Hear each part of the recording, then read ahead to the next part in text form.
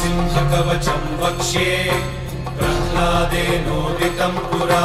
सर्वरक्षाकरं पुण्यं सर्वोपद्रवनाशनं स्वाहा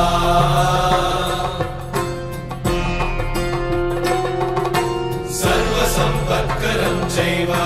स्वर्गमोक्षप्रदायकं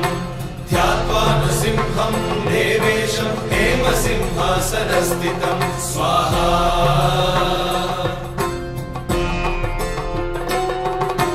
विवृत्तास्यं त्रिनयनं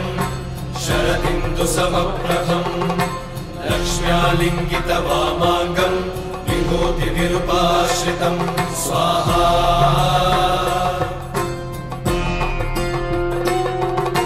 चतुर्भुजं कोमलाङ्गं स्वर्णकुण्डलशोभितं